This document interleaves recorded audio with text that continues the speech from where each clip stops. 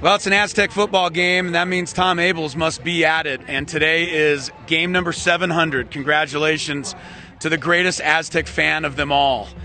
All right, does 700 mean anything special to you? Oh, I admit that it does, but they're all special. I just enjoyed the heck out of having the privilege of being around the Aztec teams forever. Take us through a little bit of how this all started. I mean, you went to San Diego State and started to go into games when you were a student, and then just started going after you were a student and just never stopped. Well, I got out of the Navy. I was in the Navy. I was a battleship sailor down to bilges. I got out in August. In September, I was a freshman. There was no hierarchy, so I became the sports editor of the student paper. Then I became a sports publicity director. I was still a student at 75 cents an hour. So I was involved. I traveled with the team and do things, and it just became part of my life.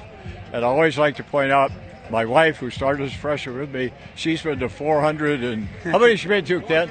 436, and Ken, my son, has been to 344. So the family's like at 1,400 now. 1480. 1480. And the thing is, you got a streak going, too. I mean, it's 700. It's something like 564, something uninterrupted. You've been to every game since 1964. Have there been any close calls that the streak almost ended? Oh, yeah. I've had several interesting ones.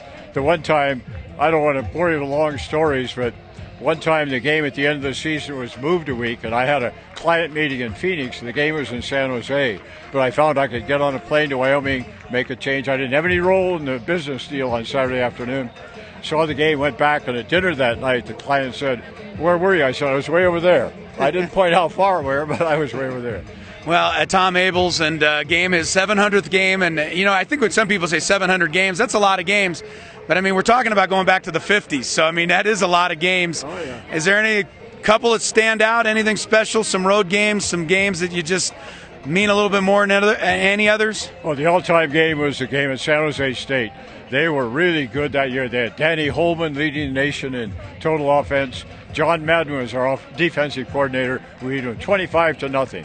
The end of the game, we'd held Holman to, I think, minus 18 yards. He came, asked if he could come in the dressing room.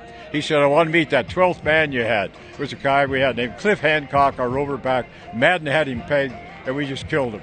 That one is number one of all time. Well, and I understand that Brady Hoke actually brought you in to talk to the players this week.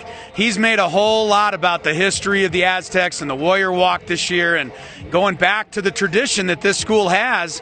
It hasn't had a lot of tradition recently, but he said, look, we need to bring that back, embrace it. So he brought you in this week to remind everybody just how dedicated the red and black is. I was really pleased. That made me feel good. They gave me this team jacket even, so here I am. And his wife, Laura, gave me this to wear for the game, so I'm ready.